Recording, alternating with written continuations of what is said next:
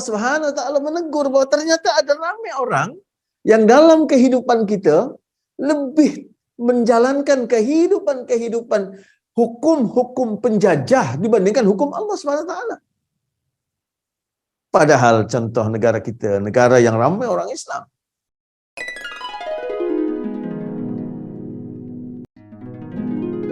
Bismillahirrahmanirrahim. Assalamualaikum warahmatullahi wabarakatuh.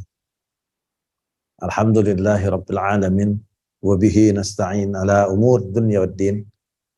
Wassalatu wassalamu ala asrafil anbiya'i wal mursalin. Wa ala alihi wa ashabihi tabi'in. ومن تبعهم بإحسان إلى يوم الدين أما بعد فقد قال الله تعالى في كتابه الكريم أعوذ بالله من الشيطان الرجيم يا أيها الذين آمنوا اتقوا الله حق تقاته ولا تموتن إلا وأنتم مسلمون وقال تعالى في آية الأخرى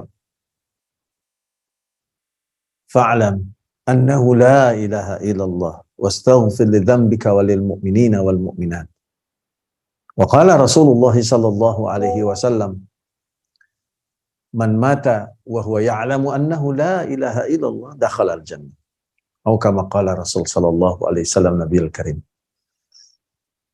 Bapak-bapak, ibu-ibu, tuan-tuan, puan-puan sekalian yang dirahmati Allah. Alhamdulillah kita berjumpa semula di dalam kuliah kita, di dalam sharing ilmu kita.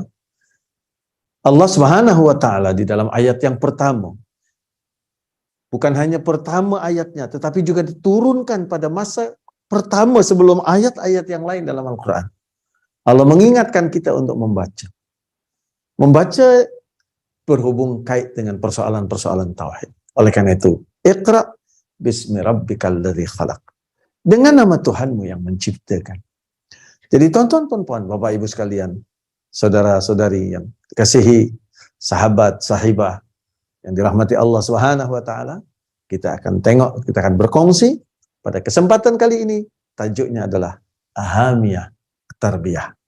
Berhubung kait dengan persoalan kepentingan kita, kenapa perlu kita tarbiyah? Kenapa kita perlu dididik untuk mendapatkan ilmu? Tuan-tuan, dalam satu reality, nah ini merupakan satu aspek yang bahagian daripada reality kita. Ada satu kajian, survei yang dilakukan oleh Kementerian Agama berhubung kait dengan pelajar-pelajar yang ada di pondok dan madrasah-madrasah, terutama di satu negara, di negara Indonesia. Hasil daripada survei itu dikatakan bahwa ternyata hanya 30% daripada pelajar-pelajar pondok, pelajar-pelajar madrasah, pelajar-pelajar sekolah Islam yang membaca. Tak kisahlah dia membaca Al-Quran Karim ataupun membaca buku-buku, membaca kitab-kitab rujukan. Angka 30% memberikan gambaran kepada kita bahawa membaca belum menjadi sebuah budaya, belum menjadi sebuah tradisi dalam menuntut ilmu. Padahal kita tahu bahwasanya ayat yang pertama kali turun adalah berhubung kait dengan persoalan ilmu. Jadi, tuan-tuan sekalian yang dirahmati dan dikasihi oleh Allah Subhanahu wa taala. Kenapa perkara ini boleh berlaku? Kenapa kemudian masyarakat pada hari ini berada dalam kebimbangan? Masyarakat pada hari ini berada dalam kebingungan. Bahkan masyarakat, kalau kita lihat, berlaku berbagai macam persoalan-persoalan. Seperti mana yang kita tengok di dalam TV-TV, kita tengok di dalam akhbar-akhbar tentang berbagai tindakan-tindakan yang tak memberikan gambaran bahwa yang semestinya kita ini adalah manusia yang diberikan kedudukan mulia oleh Allah Subhanahu wa taala, tetapi kemudian tidak menempatkan diri kita sebagai makhluk yang mulia itu. Kenapa ini berlaku? Tuan-tuan, puan-puan sekalian, sahabat-sahabat, ikhwah, akhwat, Bapak, Ibu, saudara-saudari, ini memberikan gambaran kepada kita bahwasanya banyak perkara di mana ramai daripada umat Islam ini masih belum memberikan tumpuan kepada ilmu. Padahal kalau kita tengok di dalam ajaran Allah Subhanahu wa taala tadi, ilmu adalah merupakan pintu menuju kepada kefahaman. Kefahaman akan menuju kepada sikap-sikap bijaksana, sikap-sikap yang memberikan pengertian tentang bagaimana kita menjadi manusia yang seutuhnya, manusia yang sebenarnya. Inilah yang kemudian oleh para ulama disebutkan dalam satu kitab diantaranya ditulis oleh Syekh Muhammad Al-Ghazali tentang kejahiliahan abad yang ke-20. Dengan berbagai macam hasil daripada research yang dilakukan oleh beliau. Beliau sebagai pensyarah, beliau juga sebagai seorang profesor. Memberikan pengamatan kepada kita, memberikan satu kesedaran kepada kita bahwa ternyata ciri-ciri umat pada hari ini dianggap oleh beliau masuk dalam ciri-ciri yang disebut sebagai ummah jahiliyah. Al-ummah al-jahiliyah. Kalau kita tengok di dalam, kita tuliskan tentang al-ummah al-jahiliyah.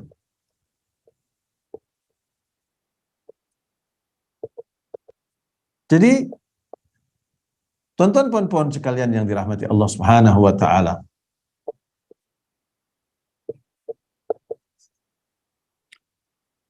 Kenapa Syekh Muhammad Al-Ghazali mengatakan bahwasanya umat kita adalah umat al-jahiliyah?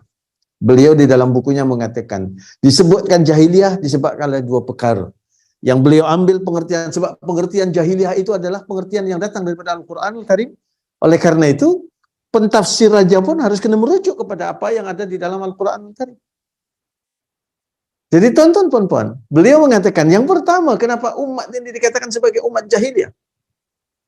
Yang pertama sebab umat ini tak memahami makna tentang al-ilah dengan benar. Kenapa demikian? Masyarakat pada hari ini dia faham bahwa Allah Subhanahu wa taala adalah Rabb.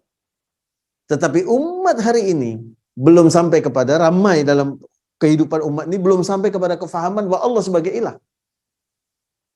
Sehingga kadang masyarakat menganggap bahwa kita ini menikmati apa yang diberikan oleh Allah SWT. Mengenali Allah sebab apa? Sebab pemberiannya, sebab nikmatnya, sebab ciptaan-ciptaan.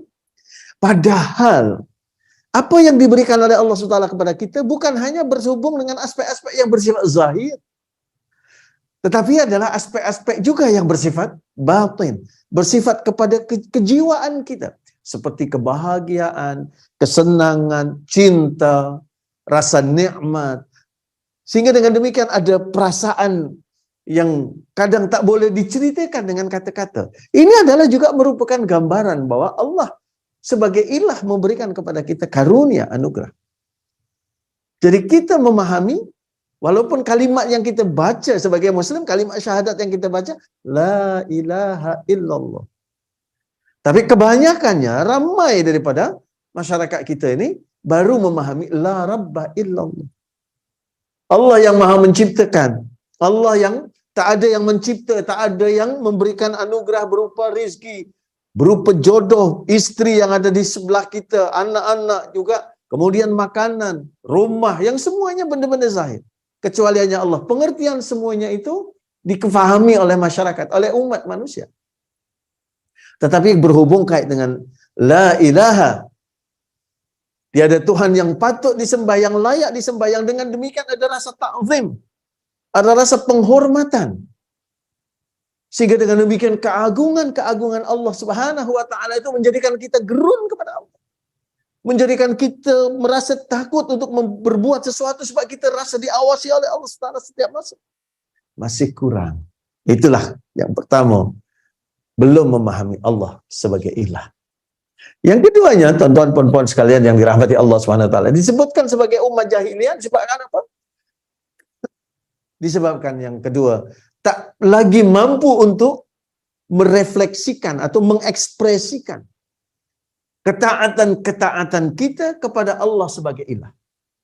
Oleh karena itu boleh kita nampak dalam kehidupan kita, ramai orang-orang Islam yang sesungguhnya mereka itu membaca Al-Quran, di mana di dalam Al-Quran itu tidak dibenarkan mencuri, tidak dibenarkan untuk berbuat rasuah, tidak dibenarkan untuk berbuat zina, tidak dibenarkan untuk berbuat perkara-perkara yang melanggar kepada syariah. Tetapi apa yang berlaku dalam kehidupan? Hari ini ramai orang-orang Islam mencuri masa ketika bekerja, termasuk mencuri duit rakyat, itulah rasuah. Corruption. Kemudian juga mereka berlaku semena-mena. Sehingga dengan demikian nasib orang apa yang nantinya akan diterima oleh anak cucu kita sekian tahun ke hadapan, kadang tak menjadi pemerhatian. So, mereka rasa relax saja berbuat satu perkara yang melanggar daripada ketentuan-ketentuan Allah Subhanahu wa taala. Jadi oleh karena itu dianggaplah ianya sebagai umat jahiliyah. Tuan-tuan puan-puan sekalian yang dirahmati Allah Subhanahu wa taala. Di dalam Al-Qur'an Al-Karim sampai Allah Subhanahu wa taala berfirman, A'udzubillahi minasyaitonir rajim. Afa hukmal jahiliyati yabghun. Adakah hukum-hukum ya, jahiliyah yang kalian ikuti? Ayat ini memberikan pengertian kepada kita. Allah Subhanahu wa taala menegur bahwa ternyata ada ramai orang yang dalam kehidupan kita lebih menjalankan kehidupan hukum-hukum penjajah dibandingkan hukum Allah Subhanahu wa taala. Padahal contoh negara kita, negara yang ramai orang Islam.